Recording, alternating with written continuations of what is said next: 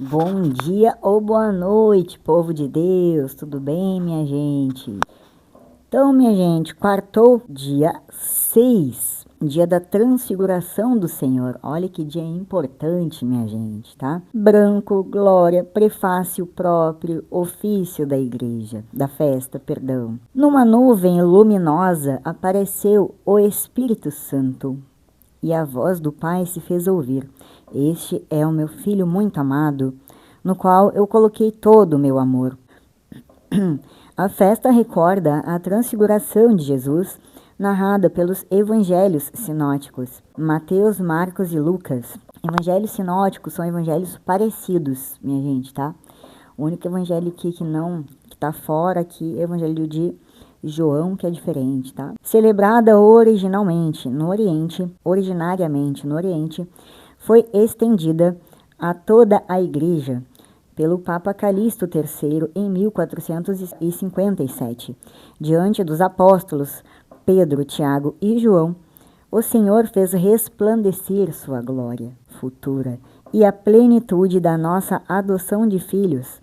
Celebremos dispostos a escutar e seguir o Filho amado do Pai. Oremos. Vamos, minha gente, orar para que a nossa leitura possa ser bem aproveitada, que a palavra de Deus, nua, e crua, sem pregações, temas específicos, mas na palavra mesmo, tá? Vamos orar em nome do Pai, do Filho e do Espírito Santo. Minha gente, vamos orar para Jesus crucificado, é uma oração de São Boaventura. Eis-me aqui, ó bom e dulcíssimo Jesus.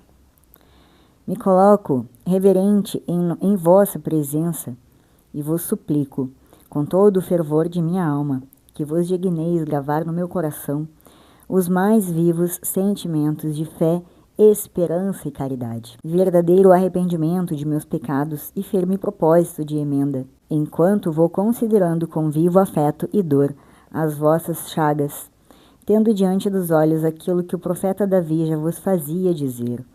Ó bom Jesus, transpassaram minhas mãos e meus pés e contaram todos os meus ossos. Que nosso Senhor, bom Jesus, e seu sacratíssimo coração possa tocar os corações, que o Espírito Santo de Deus, que a Virgem Santa de Pentecostes possa nos orientar, o Espírito Santo possa nos orientar, a Santa Virgem de Pentecostes possa colocar o seu manto sagrado sobre o seu povo, aqueles filhos que amam a Mãe de Deus, que colocam suas esperanças em seu intermédio com seu filho. E hoje também peço para que o Arcanjo Miguel sempre continue protegendo a minha família, todos aqueles que têm a devoção a ele, todos os anjos e santos do Senhor, graças a Deus por vocês, glória a Deus que está nos céus.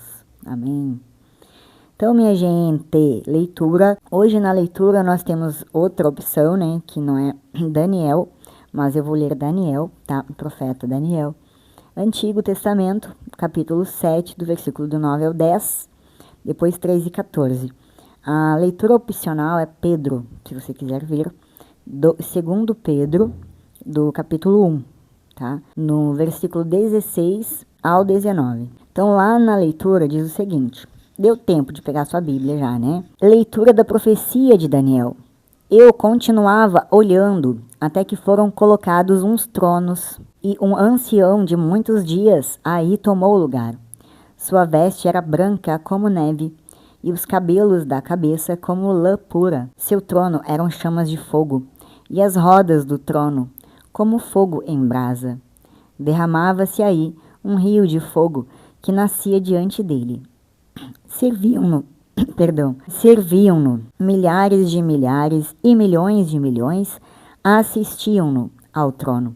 Foi instalado o tribunal e os livros foram abertos. Continuei insistindo na visão noturna, e eis que entre as nuvens do céu vinha um como filho de homem, aproximando-se do ancião de muitos dias, e foi conduzido à sua presença. Foram-lhe dados poder, glória e realeza, e todos os povos, nações e línguas o serviam. Seu poder é um poder eterno que não lhe será tirado, e seu reino um reino que não se dissolverá. Palavra do Senhor. Deus é rei, exulte a terra de alegria. E as ilhas numerosas rejubilem, rejubilem aqueles todos que amam o Senhor também, né? Jesus. Amém. Bora para a explicação agora na Bíblia, tá, minha gente? Lá no versículo 7, no capítulo 7, Daniel. Tá? Poucas vezes lemos Daniel, minha gente. Tem que aproveitar, né? Então, ó, lá no versículo, aqui tá do 9 ao 10, vou começar do 9 ao 10. O termo ancião indica a natureza eterna de Deus. Viu, minha gente? O termo ancião significa a natureza eterna de Deus. Lá no versículo do 11 ao 12, a destruição do animal na chama, que se refere ao fim do quarto reino, o Império Romano, que renasceu. O restante dos animais, isto é, os 3 reinos anteriores, continuarão a existir até a vinda do reino do Messias, mas sem o domínio que possuíam outrora. Tá? Continuando, minha gente, eu vou ler o 11. Do 11 ao 12, a destruição do animal, já falei. Do 13 ao 14. Embora alguns defendam que o filho de homem seja o arcanjo Miguel, gente, isso daqui é testemunho de Jeová, não é que pensa isso?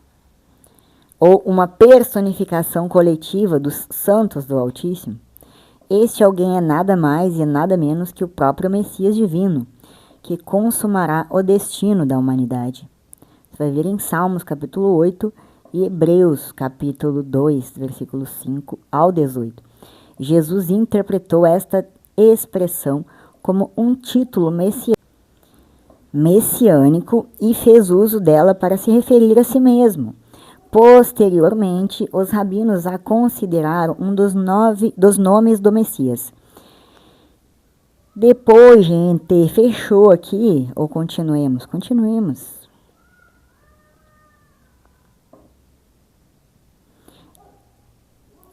Depois, então, lá no versículo 18, a expressão santos do Altíssimo provavelmente é uma referência ao povo de Israel, quando a nação se voltar em fé para seu Messias, Jesus. O verdadeiro povo do pacto receberá o reino, enfatizando que o reino final do Messias será de fato um reino na terra. Assim seja, né, Senhor?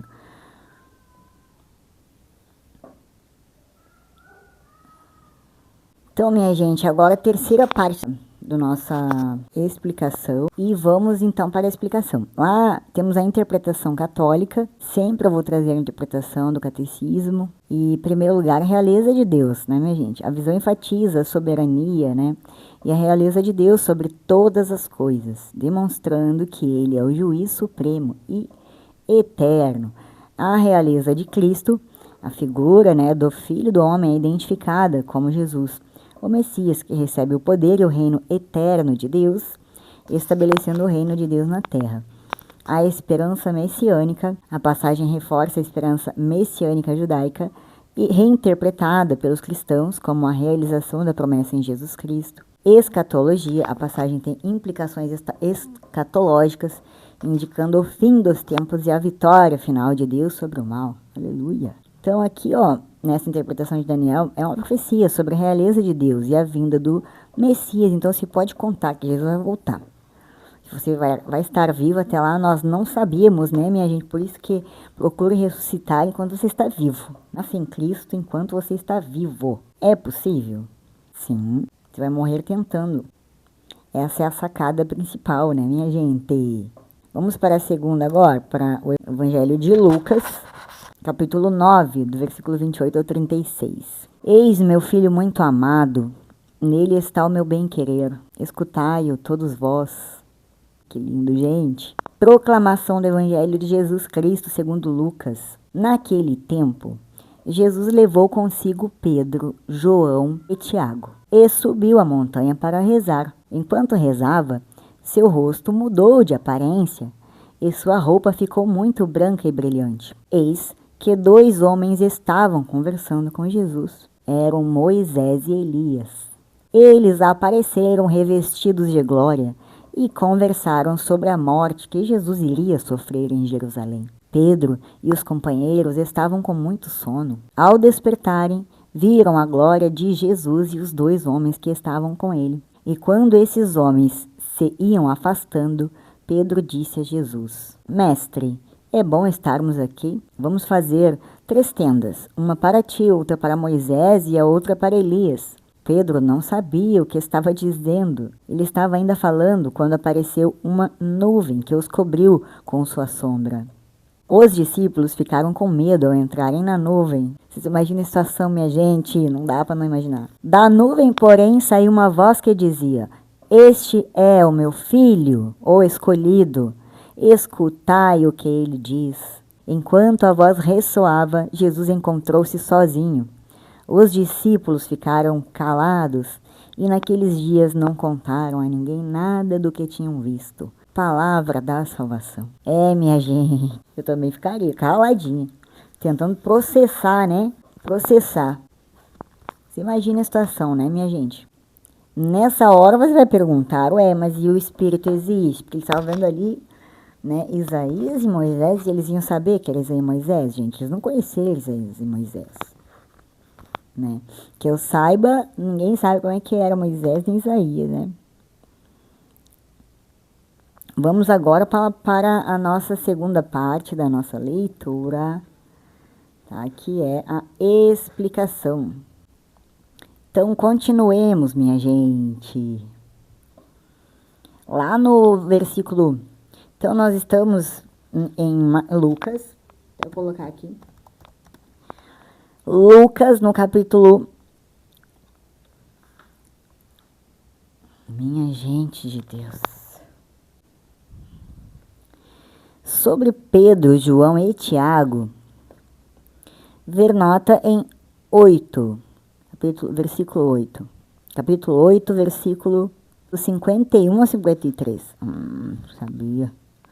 Nesta passagem, Pedro, João e Tiago são separados por Jesus, como círculo interno dos apóstolos, até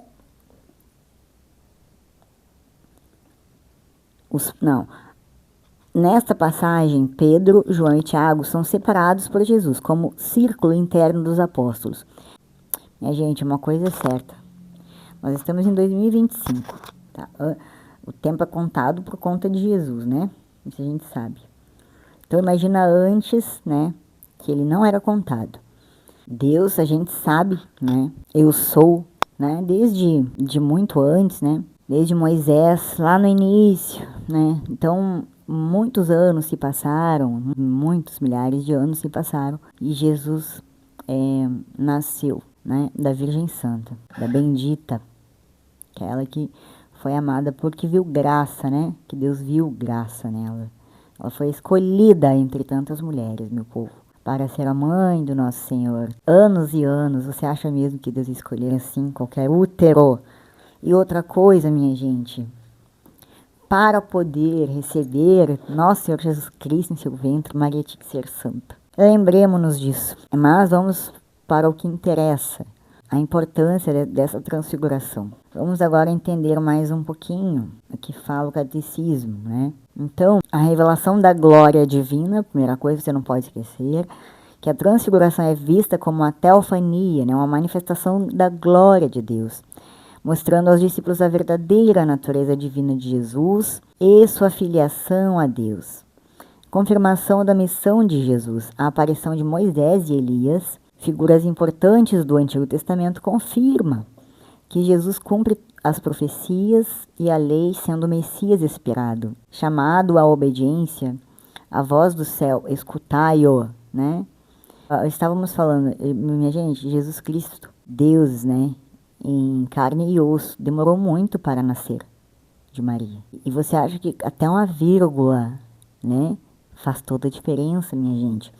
Qualquer palavrinha que ele falar vai ter sentido, significado até hoje, porque a Bíblia é atemporal, né, e ela é atual, ela serve plenamente para os nossos dias. Então você tem que ficar vigilante, minha gente, até um pouquinho, uma palavrinha modifica muita coisa. Então não é à toa que Jesus veio e escolheu tudo, até as palavras que ele usou, minha gente. Se ele chamou os apóstolos para mostrar nessa transfiguração, é óbvio que é um vislumbre, minha gente, né, de quem obedecer, né? E Deus estava falando, escutai, obedece meu filho, gente, tá? Que é isso que vocês vão esperar vocês, essa glória. Tá claro, isso é lógico, minha gente, tá? Depois, a importância da oração. O episódio destaca a importância da oração como meio de comunhão com Deus e de transformação espiritual, onde Jesus se transfigura em glória e seus discípulos são chamados a ouvi-lo. Minha gente, Jesus Cristo é o caminho, a verdade e a vida. É lógico que ele orava, ontem falamos sobre isso. Ele orava, Deus está dizendo para obedecer ele, então oremos, vamos obedecer ele, minha gente. O que está difícil de entender aqui, né? Ele tá falando, ele está dizendo aqui, né? Ele está mostrando, né? Ele mostrou para os apóstolos, os discípulos, e vocês estão incluídos aqui nesses discípulos, né? Para esse vislumbre dessa glória que teremos acaso sejamos obedientes a ele, como ele foi a Deus, né? É isso que ele quer dizer. E Deus quer dizer o quê? Tá falando mais um pouquinho ainda para sustentar, para você não esquecer, escutai-o. Então, tudo que aconteceu e que está escrito na Bíblia é por obra de Deus, pela sua bondade, pela sua graça que deixou para nós seguirmos. Também, preparação para a cruz. Falando em oração, falei pouco da oração, mas a oração como meio de comunhão com Deus. Minha gente, a oração tem muitos, desculpa, muitos jeitos de você orar. Você pode orar fazendo terço, orando em comunhão, em família, sozinho, no quarto, meditando. Meditando na palavra de Deus, né? Fazendo os seus oferecimentos, os seus horários, né? Você tem muitas formas, mas uma você precisa compreender que você precisa da intimidade com Jesus Cristo. Você não vai se afastar dele. Ele é o seu melhor amigo. Ele é sua mãe, seu pai, é seu tudo. Né? Ele tem a mãe dele, que é a nossa mãe também. Mas lembre-se sempre que ele cumpre tudo que ele diz. E quando oramos, minha gente, não é pela nossa vontade que temos esse conhecimento, né? Aonde poderemos nos rejubilar, né? Quando obedecermos, quando, né? Porque foi isso que está dizendo, né? Nesta passagem principal aqui, é o chamado obediência, escutar as palavras de Deus, o Evangelho, as boas de Cristo, as boas novas, o Evangelho, o ensino. E cumprir de todo modo possível, né, os mandamentos de Deus. Como ele disse que a família dele é aquela que obedece. Então, sendo assim, aqui Deus mostrou um vislumbre da glória para os apóstolos nos deixarem os seus testemunhos, minha gente. É sobre testemunhos que falamos tanto. O testemunho, né? Quando você tem um testemunho, é de quem? É sobre Jesus? É com Jesus, né? Não é sobre você, é sobre Jesus. Foi o que eles viram, né? Eles viram a glória. Então, quando você ora, o que te traz, né, essa intimidade, essa oração, essa busca pela santidade, é o plano, né, é o mundo, é todo esse reino espiritual que Jesus falou.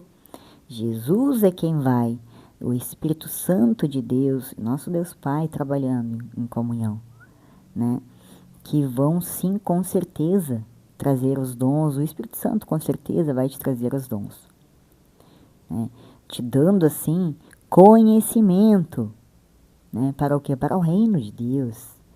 Quem te dá isso é a bondade, a misericórdia de Deus, quando você ora, né, quando você confia, quando você crê, você acredita, quando você não desiste. É triste, é sofrido, é sofrido. É difícil, é difícil. Para piorar, ainda aparece um monte de coisa junto, não é, minha gente? Mas essa é a verdade. A oração, Quando vem, né, os dons, é através da oração, minha gente, da intimidade. Né? Só assim Deus Pai trabalha com o Espírito Santo e nosso Senhor Jesus Cristo. Depois, preparação para a cruz. A transfiguração também serve como preparação para a paixão de Cristo, lembrando que o caminho para a glória passa pela cruz. Então, minha gente, Jesus Cristo ele não te promete riquezas materiais, né? Ele te promete uma cruz que você vai carregar, sofrimento. É triste, mas ele te dá recursos, ele te dá o apoio, é ele quem te sustenta. Então você pode confiar. Discernimento espiritual. A passagem convida os fiéis a discernir entre a vontade de Deus e ouvir a voz de Jesus em suas vidas, buscando a transformação interior e a conformação com Cristo, praticamente ressuscitando em Cristo, nascendo de novo no mesmo corpo. Né? É ou não é, minha gente? Quem vai te trazer esse discernimento é o Espírito Santo de Deus, é a vontade de Deus, né? Que vai tocar o seu coração para você ouvir nosso Senhor Jesus Cristo, buscando essa transformação, esse ressuscitar em Deus, em Jesus, com as mesmas características que buscamos tanto, né? Chamado à missão. Após a transfiguração, os discípulos descem do monte para continuar a missão de Jesus, enfrentando os desafios e as dificuldades com a força da fé.